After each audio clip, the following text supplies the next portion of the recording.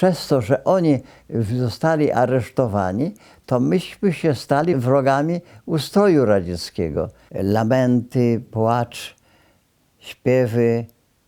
śpiewy, zwracanie się do Boga o pomoc, no to było coś strasznego, ten odjazd.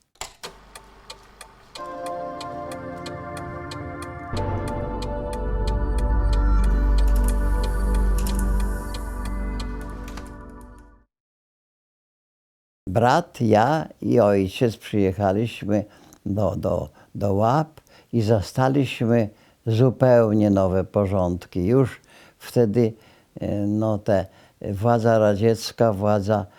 radziecka, białoruska, no już robiła co chciała. Gdzieś pod koniec października zarządzili plebiscyt. Czy ludność zamieszkała w Łapach i tereny, które zajęła armia sowiecka, dobrowolnie zgłaszają chęć przystąpienia do Białoruskiej Republiki. Piękna niedziela, słońce świeciło, ludzi zwozili czym się dało do tych urn. Plebiscyt wypał wspaniale. W większości 99, tam ileś procenta opowiedziało się, że ludność zamieszkała te tereny, chce przyłączenia. Mój brat już kończył liceum i z kolegami stał sobie na rynku i kilku kolegów było i oni zaczęli ze sobą dyskutować. Coś niepochlebnie powiedzieli, że ten plebiscyt to nie jest wyraz właściwy ludności, że ludność ma zupełnie inne zdanie, że to jest taki plebiscyt, który narzucony nam i z góry był przez te władze sowieckie ustalony. No i ktoś tam z tych tajniaków, a tajniacy to się kręcili dookoła. Ktoś tam podsłuchał i w pewnym momencie dowiadujemy się, że cała grupa została aresztowana. Aresztowani młodzi ludzie i ślad po nich zaginął. W ogóle jakby już nie istnieli. Wszelkie prośby i dopytywania nic nie pomogły. Gdzieś tam ślad zaginął i nie ma, ludzi nie ma.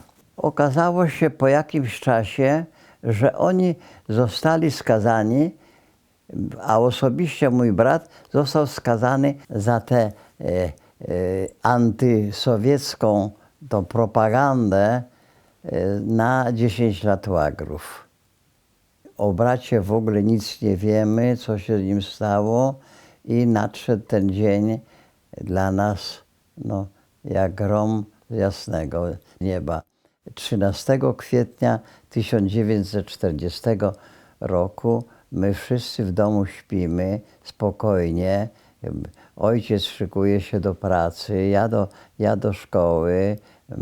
Mama kombinuje, gdzie to kupić kawałek chleba i tą rodzinę wykarmić. Trzecia, może po trzeciej, słyszymy walenie kolbami w te drzwi. Otwieraj, otwieraj. No, jak otworzyliśmy, zobaczyliśmy, że grupka NKWD-stów stoi przed drzwiami i wtargnęli do nas, do naszego pokoju. Zaświecili wszystkie światła, które jakieś były w domu.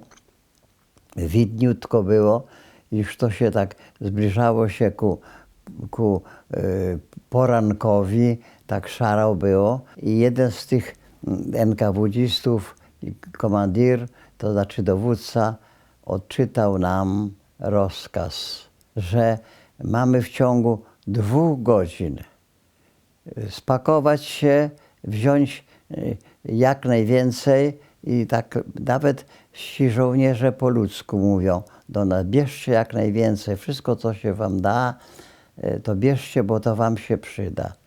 W pewnym momencie, jak przed godziną, po 5, wyszedł na podwórko nasz sąsiad i tak zobaczył, że dookoła domu są NKWD-ści, że coś tu się złego dzieje. Więc domyślił się, że jest coś niebezpieczne. I wobec tego wsiadł na rower i pojechał gdzieś do Poświętnego. Tam jest taka miejscowość Poświętne, 10 kilometrów od Łap. A w tym Poświętnym moja najmłodsza siostra uczyła, była nauczycielką. W tej gminie uczyła, dostukał się, przebudził ją i powiedział jej, że ona powinna wziąć torebkę i od razu uciekać z domu. Bo lada moment mogą wpaść do niej NKWD-ści i ją zabrać ze sobą. Pobiegła do księdza na plebanię. No ksiądz, niewiele namyślając się, ją skierował do stodoły, tam między snopki słomy, żyta, czy tam siana, nie wiem czego. W każdym razie ją tam ukrył i ślad po niej zaginął. Jak ci NKWD-ści przyszli o godzinie 8, bo o 8 rozpoczynała się lekcja, to już jej nie było. Ona siedziała gdzieś tam w sąsiedku, czy gdzieś ukryta. Jak nasza historia się zakończyła? Jak już myśmy te 2 godziny minęły, to byliśmy już spakowani, a spakowani byliśmy w prześcieradło, co się tylko dało, to wszystko zabieraliśmy, a wóz stał przed domem. Sobie wyobrażacie taki kondukt, jedzie woźnica, na wozie są nasze rzeczy, a my idziemy z tyłu jak na pogrzebie, a dookoła nas NKWD-ści. No i taki był, to był moment straszny, tak opuszczenie tego domu własnego, już nie wiedzieliśmy, co z nami będzie, bo nikt z tych NKWD-stów nie powiedział nam, co nas czeka, gdzie my jedziemy i gdzie będziemy. Jak zawieźli nas na taką bocznicę, to już tam pierwsi czekali, byli inni, którzy już w tym wagony bydlęce towarowe już zajęli miejsca. Jedna była tylko wywiercona, otwór w tej podłodze, żeby dla potrzeb fizjologicznych. I tak nas wrzucili te nasze tobołki i co godzina, co ileś tam zwozili z okolicznych wsi. To trwało 2 dni. Jak wszystkich już załadowany został pociąg, ruszył pociąg w kierunku wschodnim, w kierunku Białegostoku. Opuszczenie tych Łap, tego miejsca, gdzie człowiek się urodził, i jedziemy w nieznane. Lamenty, płacz,